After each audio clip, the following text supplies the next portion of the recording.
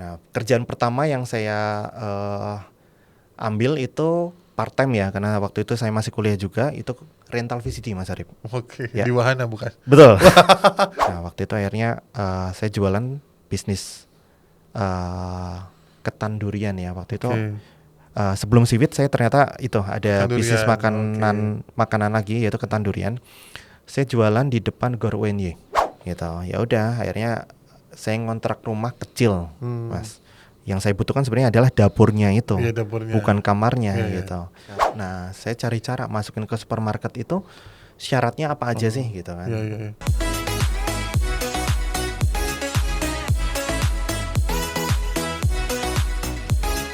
Halo semuanya, balik lagi di Kulkas Kuliner Podcast.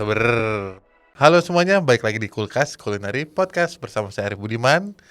Kulkas ini berisikan tentang informasi kuliner dan orang-orang yang menginspirasi di bidang kuliner. Episode kali ini kita kedatangan pengusaha kuliner, masih muda ya Mas ya? Ya, 17 tahun? kurang lebih. Kurang lebih, sisanya. Namanya siapa Mas? Oke, nama saya Hendy Avanda, Mas Arif. Hendy Avanda, dipanggil Vanda, biasanya teman-teman manggilnya Vanda. Dipanggil Mas Vanda. Betul. Nah, Mas Vanda ini boleh perkenalan nih Mas, produknya apa? Oke. Dari berapa lama ya? Oke, jadi nama saya Hendy Avanda atau biasa teman-teman manggil Vanda atau Mas Vanda ya.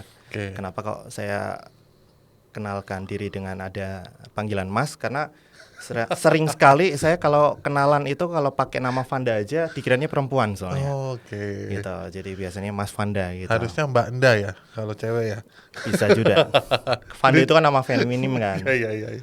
Ya, jadi saya punya produk Mas Arif snack rumput laut ya yang sudah saya bangun ini tahun ke-11 berarti ya. Wah, berarti dari tahun 2011 akhir sih. 2011 akhir. Gitu. Wow. Dengan apa? Rumput laut crispy ya? Iya. Seaweed crispy rumput laut mungkin ya lebih enak nih ya didengar. Nah ini kalau misalnya teman-teman lihat produknya ada di depan nih. Jadi ini produknya ada berapa rasa sih Mas? Total ada 7 rasa.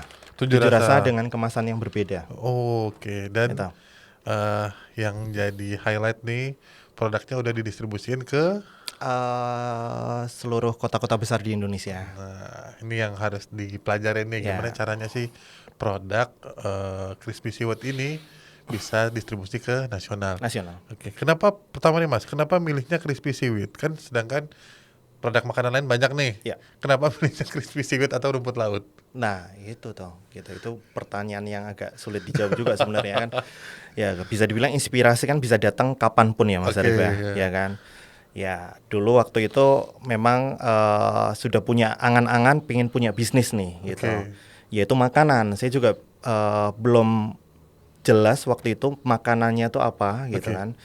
Nah, tiba-tiba ada teman yang memberikan saya bisa dibilang ide ya atau inspirasi. Oh, ini ada rumput laut nih gitu. Rumput lautnya bentuknya lembaran kotak gitu. Saya bingung. Yang saya tahu sebagai orang desa, rumput laut itu yang bentuknya gagang-gagang gitu, betul ya? Iya kan, yang buat es rumput laut. Saya nggak tahu kalau rumput laut kok bentuknya kayak kertas tipis gitu, ya kan?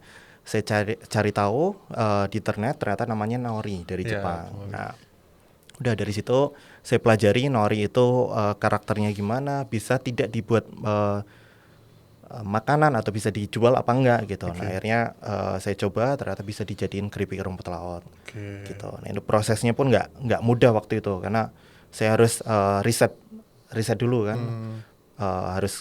Saya harus cari rasa yang cocok sama seaweednya ini gitu. Dan itu adalah bisnis pertama atau?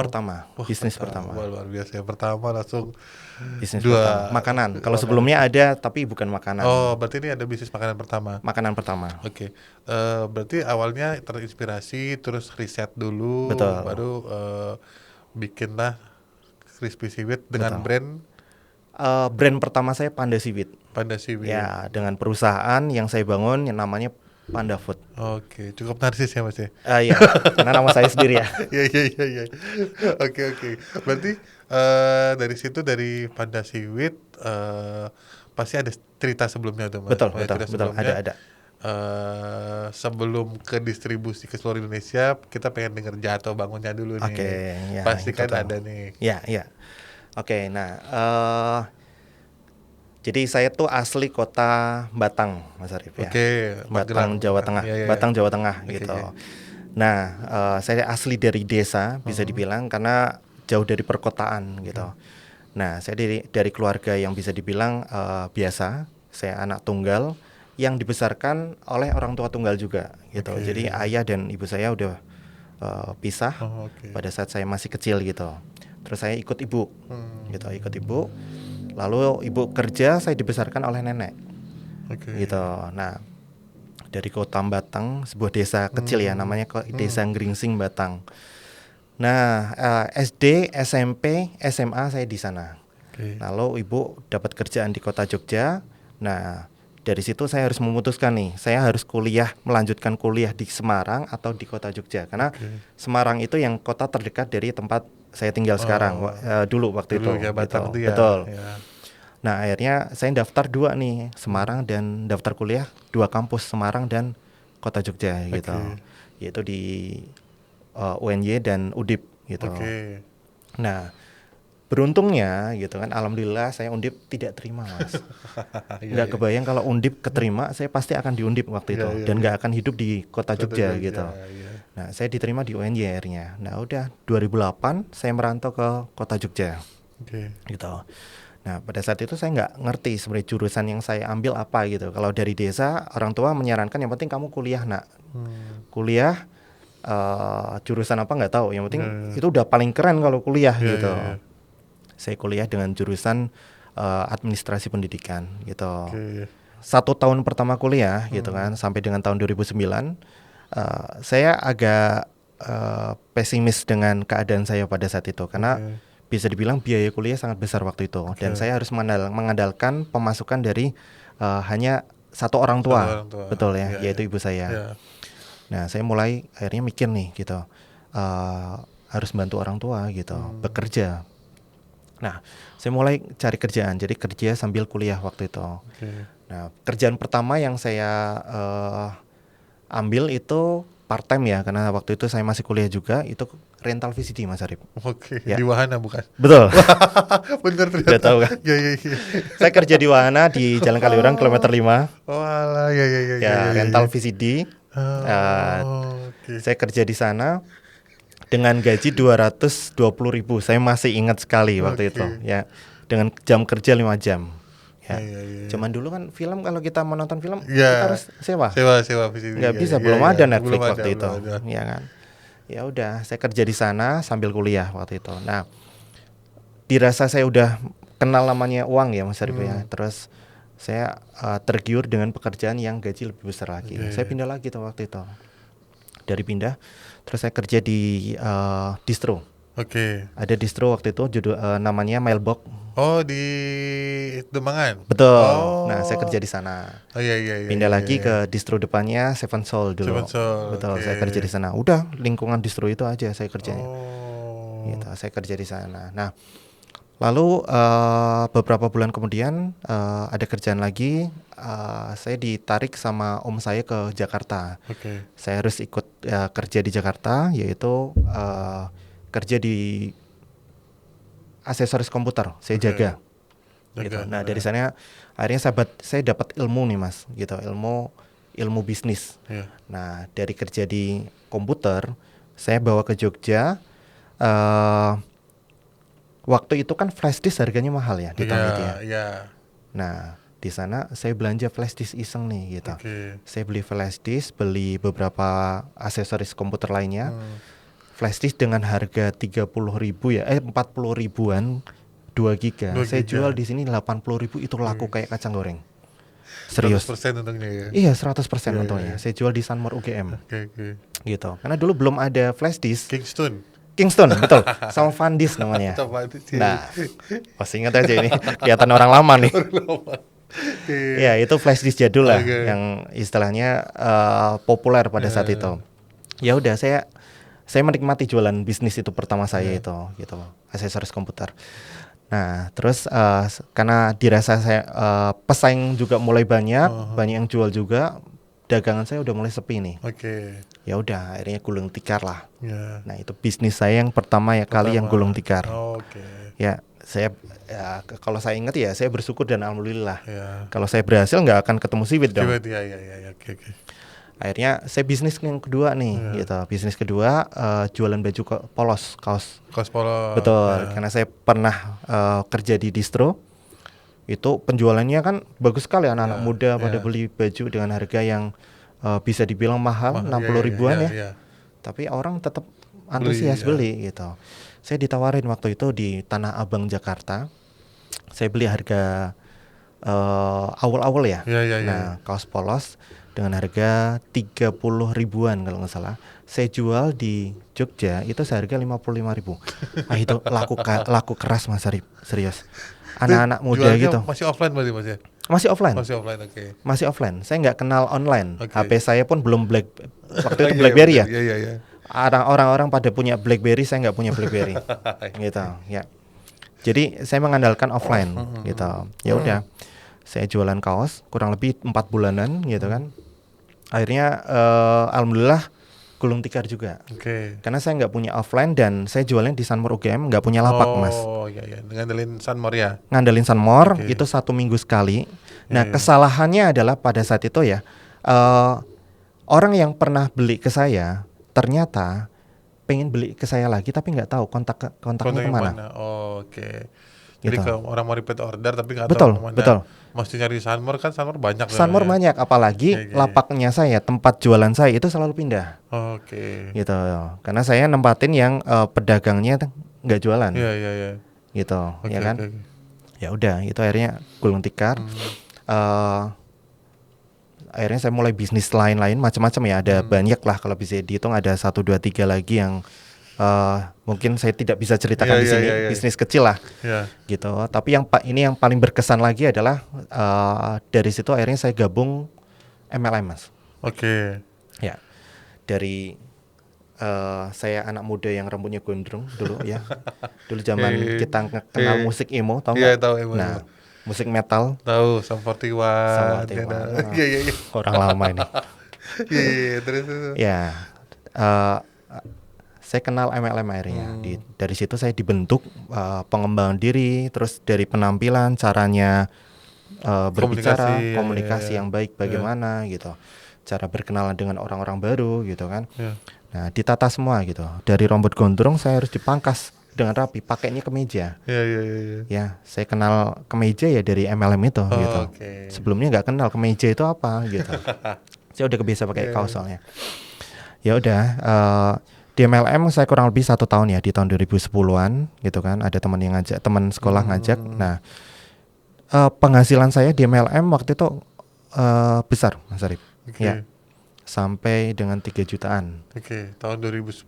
10 di tahun itu besar. Iya. 2 juta, 3 juta itu besar sekali. Nah tapi pengeluaran saya juga besar. Nah itu karena untuk style ya waktu itu saya nggak bisa maintain uang. Saya baru pertama kali pegang uang banyak, akhirnya kayak apa ya, kayak pengen dirasa harus habis juga nih gitu kan. Saya beli macam-macam lagi akhirnya, belanja gitu kan. Nah itu ada yang salah, penghasilan besar tapi pengeluaran juga besar. Itu nggak bisa disebut orang kaya sebenarnya, betul ya? Gitu. Nah 1 tahun saya jalan MLM, akhirnya saya putuskan untuk stop gitu karena penghasilan dan pengeluaran lebih besar, pengeluaran gitu. Tapi saya dapat pengalaman dari situ. Ya. Nah, ilmu yang saya dapatkan di MLM saya pakai di bisnis selanjutnya. Nah, waktu itu akhirnya saya jualan bisnis ketan durian ya waktu itu. Sebelum Siwit saya ternyata itu ada bisnis makanan lagi yaitu ketan durian. Saya jualan di depan Gor UNY. Ya. Saya jualan di depan Gor UNY, saya buka lapak kecil, meja, kasih taplak gitu kan. Ada 1 banner yang di situ tulisannya ketan durian. Nah, saya jualan. Konsisten saya dari jam 4 sore sampai jam 10 malam. Tiap hari. Nah, menurut Mas Arif, saya laku berapa Mas dagangnya? Tahun berapa tuh Mas? 2011 awal lah. Ketan durian tuh kayaknya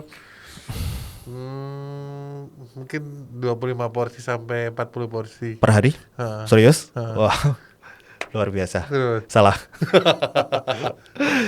Ya, jadi dalam 1 bulan ya, saya konsisten loh. Hari libur cuma hari Senin, kalau nggak hari Selasa. Saya pilih hari weekday waktu itu. Oke. Nah, saya kurangin main saya. Waktu itu hobi saya kan main skateboard juga kan, saya kurangin. Saya konsisten jualan dari jam 4 sore sampai jam 10 malam. Dan selama 1 bulan hanya laku 3, Mas Arif. 3 itu 1 bulan, bukan per hari. Wow. Nah, kenapa kok bisa 3? Saya juga nggak tahu. Dan 3 biji ini gitu kan, ya jelas saya merugi ya waktu itu ya. Tapi saya punya motivasi kuat waktu itu. Kenapa cuma laku 3, tapi saya tetap konsisten jualan waktu itu? Karena motivasi diri saya kuat, yaitu gini. Oke, hari ini nggak laku, besok pasti laku. Pernah nggak mikir kayak gitu, Mas? Pernah. Pernah kan? Menyemangati diri sendiri. Ya, itu luar biasa. Karena waktu itu saya udah punya motivasi kuat seperti itu, motivasi diri seperti itu.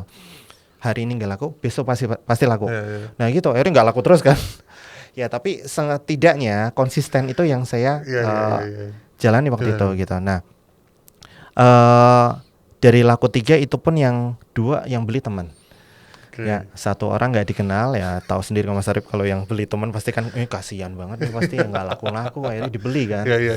Orang yang nggak kenal itu juga sama, pasti mikirnya udah lewat setiap hari ke depan gorwennya, lihat masnya kok kasihan sekali gitu. Nah udah, akhirnya gagal lagi, saya putuskan gagal. Nah dari situ kembali ke tadi, tiba-tiba saya kenal dengan seorang teman. Ya bukan kenal seorang teman ya, itu teman masuk kuliah, yaitu teman kita. Ada salah satu teman kita juga yang dia memberikan saya ide, bisa dibilang ide apa, yaitu ide siwit rumput laut ini gitu. Berarti dari situ apakah langsung bikin terus masuk Indomaret atau prosesnya itu gimana, Mas? Dari wah ini nih ada nih produk siwit nih baru nih.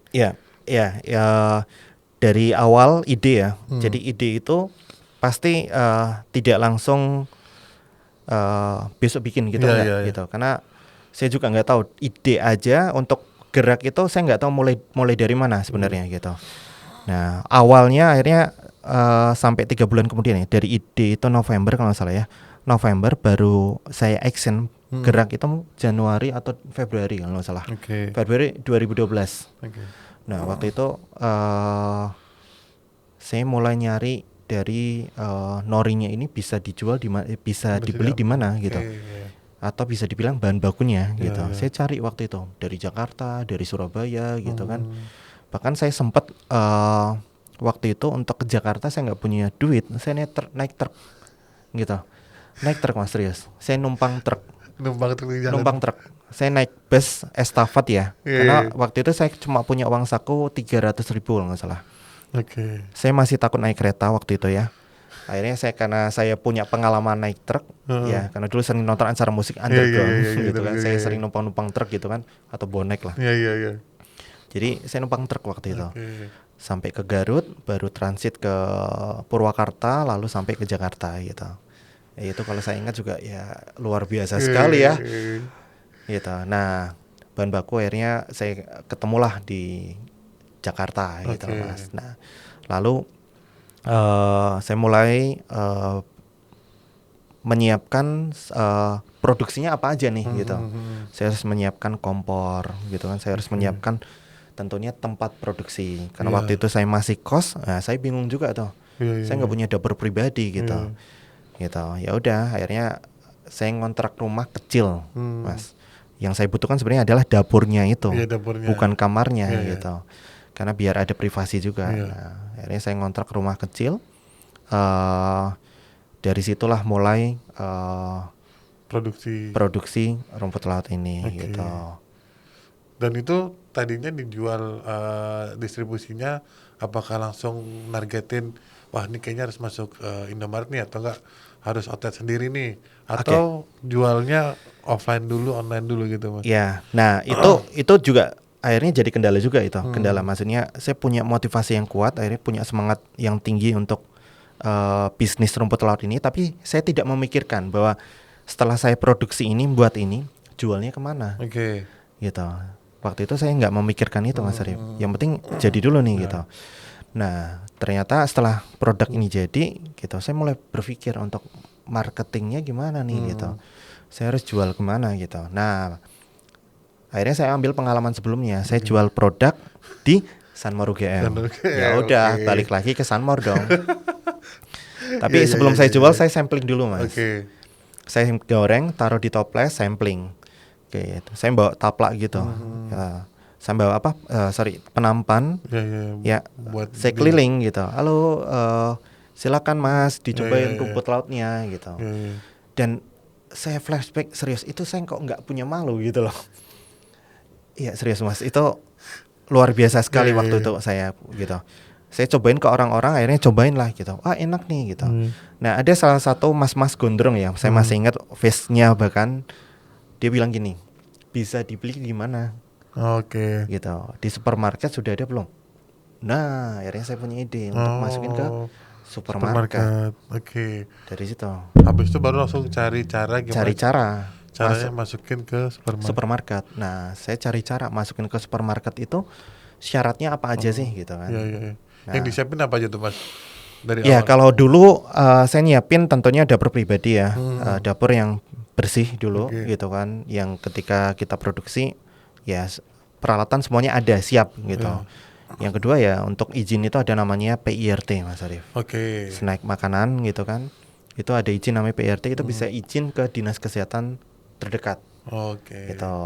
Saya waktu itu masuk kota Sleman, berarti ya izinnya di dinas kesehatan kota Sleman.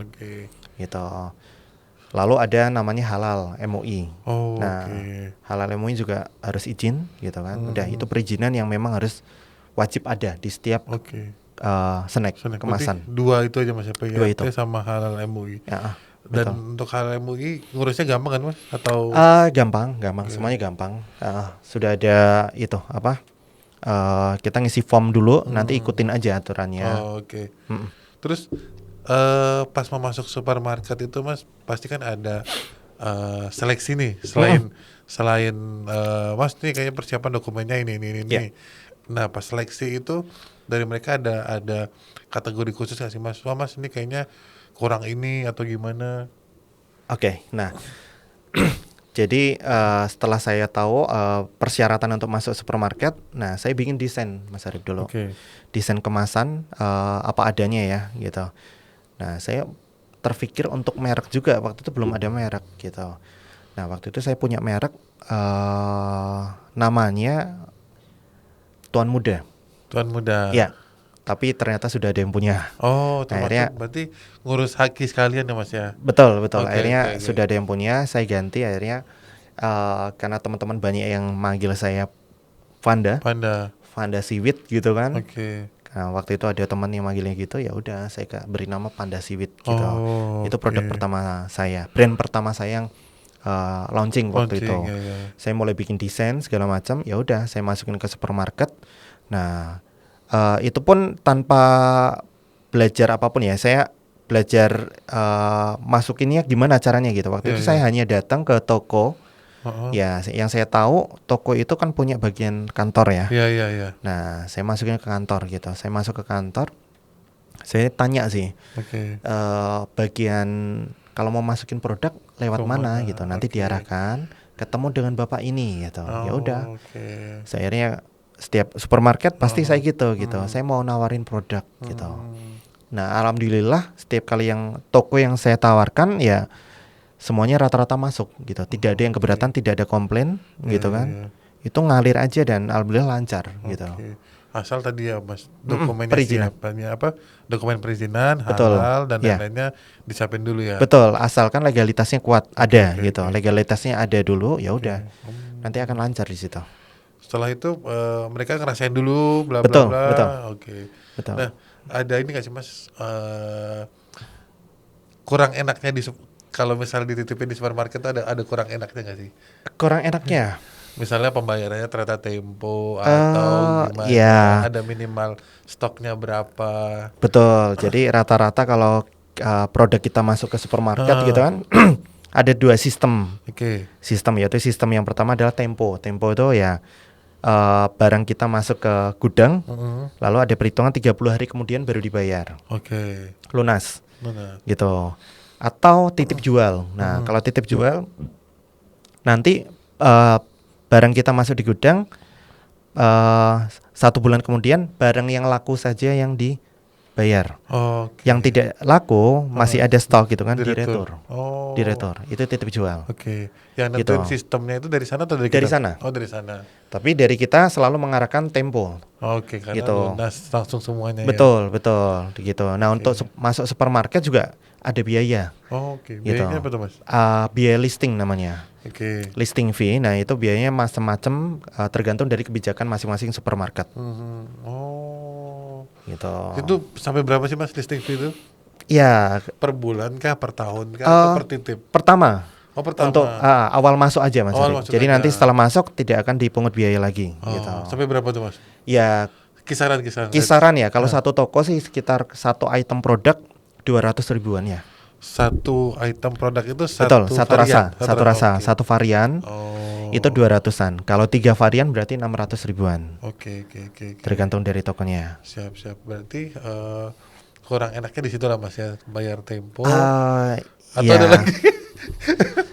Itu bisa dibilang nggak, ya kurang enak. Iya, maksudnya kalau buat awal-awal tempo, betul. Ya, maksudnya buat cash 30 hari kan pasti awal-awal. Betul, karena uang kita berhenti di situ gitu. Iya kan, uang kita sebenarnya ada tapi bentuknya barang masih di sana gitu. Makanya uang cash itu ya nafas bisnis ya. Iya. Cash flow. Jawa. Nah, berarti setelah itu biaya listing, habis itu tempo, paling itu aja, Mas, ya. Iya. Alurnya itu. Untuk jumlah stok ada minimal, Mas, sebulan harus nyetok segini atau bebas aja, Mas? Bebas sih, tergantung supermarketnya. Nanti kalau udah masuk kan kita akan tahu nih dalam 1 minggu kira-kira penjualannya berapa, habis berapa gitu. Kalau untuk di awal kita belum tahu jelas perhitungannya gitu. Tergantung nanti kalau udah jalan 3 bulan, 4 bulan gitu kan kita akan tahu nanti penjualannya berapa, dicatat per bulan. Berarti kalau udah Jogja, waktu itu aja saya untuk menguasai Jogja masuk semua itu butuh waktu 2 tahun, Mas. Setelah 2 tahun saya baru berani ekspansi keluar Jogja. Gitu. Berarti pas masukin ke supermarket itu masih save of everything atau udah ada timnya tuh, Mas? Semuanya sendiri. Semuanya sendiri. Berarti nawarin sendiri. Masak juga sendiri. Masak sendiri, goreng sendiri, ya kan? Goreng sendiri, packing sendiri, kirim sendiri pakai motor. Itu selama berapa lama, Mas? 1 tahunan lah. 1 tahunan. Saya baru punya karyawan itu di tahun 2013. Yang pertama adalah timnya di bidang apa, Mas? Finance atau HR atau? Goreng. Goreng. Gitu. Produksi. Ya, berarti manajemen waktu itu setahun masih pegang sendiri semua. Pegang sendiri semua dan itu alhamdulillah kacau. Karena ya tahu sendiri saya nggak punya skill untuk di manajemen ya, Mas Arif. Kan tahu sendiri tadi kan pemasukan 3 juta, pengeluaran 3 juta lebih. Oke. Nah, aku tuh baru sadar. Biasanya kan aku beli kalau ini kan udah langsung Indomaret nih. Ya. Bedanya sama dulu kan ada brandnya. Nah, itu ada perbedaan penawaran kah atau gimana, Mas? Kalau yang ini itu private label namanya, Mas, atau bisa dibilang maklon. Ya, jadi saya masukin ke Indomaret. Bosan nggak, Mas? Udah bosannya. Jadi masukin ke Indomaret dengan merek Indomaretnya. Gitu. Berarti ini beli putus? Ya. Ya. Gitu. Ada brand lagi yang mereknya pada Siwit, ada satu brand lagi yang mereknya lebih kecil ya kemasannya itu. Mereknya Mininori. Mininori. Saya pas lagi nggak bawa ini produknya. Berarti Mininori dan pada Siwit. Oke. Betul. Saya cobain ya. Kira Anda bosan, Mas. Favorit anakku nih, Mas. Oh ya. Kalau udah makan ini waduh, nggak berhenti. Harus beli. Setiap hari. Dan kalau nggak salah Mas Fanda juga terbuka buat pengusaha kuliner yang mau ada pakai seaweed atau nori gitu, bisa distribusin ya Mas ya? Bisa nyalurin nggak sih? Bisa Mas? Jadi kalau misalnya ada warung atau kuliner nih restoran butuh nori atau crispy seaweed Oh buat di iya, menunya iya. di Bisa juga, Fanda bisa juga. Food bisa juga kan? Bisa juga. Nanti kita kerja sama aja. Karena udah ada beberapa ya Mas ya, yang make crispy seaweed ini buat di restorannya ya. Betul, betul. Oke. Betul. Siap Mas Fanda, makasih banyak nih. Nggak kerasa setengah jam udah nih Mas. Mungkin dua pertanyaan terakhir ini. Pertama adalah rencana jangka panjang dan jangka pendeknya apa Oke. nih? Karena kan crispy seaweed udah 10 tahun nih. Ya. Mungkin ada pengembangan atau gimana Mas? Ya, oke. Nah, ya plan dari seaweed rumput laut, tapi bisa dibilang perusahaan saya ya namanya Panda Food ya. Iya. Plan dari Panda Food jangka panjang ya, saya ingin Panda Food ini ya menjadi sebuah perusahaan yang bergerak punya banyak makanan. Jadi produksi berbagai macam makanan. Karena namanya Panda Food ya Mas. Betul, karena memang tidak hanya rumput laut, karena termasuk beberapa produk lagi yang ingin kita launching di tahun ini, gitu. Gitu. Jadi sudah cukup 10 tahun ini Panda Food rumput laut. Nantinya akan mulai berinovasi lagi, gitu sih. Untuk jangka pendeknya paling ya kita memperluas pabrik lagi sih Mas. Sementara ini pabriknya ada di Condong Catur. Condong Catur. Siap. Condong Catur. Berarti insya Allah ini bakal ada produk-produk lainnya dari Panda Food. Dipantengin aja di Instagramnya di ada Panda Seaweed, Panda Seaweed dan Mini Nori. Oke, terakhir Mas Hendy atau Mas Panda, Ya. quote of the day hari ini Mas. Oke, nah saya ada kalimat yang dari dulu sampai sekarang yang selalu saya ucapkan sebenarnya Mas. Apa itu Mas? Ya agak susah diartikan tapi ini semoga bisa dimengerti ya. Oke, siap. Jadi satu dari pemberian terhebat yang dapat kamu berikan pada diri kamu sendiri adalah janji untuk tidak pernah berhenti. Oke. Ya, gitu. Jadi artinya kita sebenarnya punya angan-angan, punya plan banyak gitu kan. Tapi kadang selalu dari angan-angan itu hanya satu yang terrealisasi gitu kan. Terus yang lain terlupakan karena gara-gara satu ini yang udah tercapai gitu. Ya. Jadi kalau kita udah punya angan-angan atau sebuah keinginan gitu. Kalau saya dari dulu saya pengennya ya udah ini harus tercapai semuanya. Gaspol. Gitu. Harus gaspol. Ya, gaspol semuanya, iya kan? Iya. Ya, gitu. Gitu sih. Ya, jadi maksudnya Mas ini adalah jangan sampai nih kita udah di posisi nyaman kayak gini, impian yang lainnya terlupakan. Karena masih banyak impian sebenarnya yang perlu dicapai lagi. Betul. Mas Hendy makasih banyak. Ya, siap. Sukses Sama-sama, selalu, sehat selalu. Terima kasih udah main di Kulkas. Semoga usahanya makin lancar, amin. makin besar pabriknya dan profitnya. Sekian dari saya Arif Budiman dan Fanda. Sampai jumpa di Kulkas selanjutnya. Bye-bye.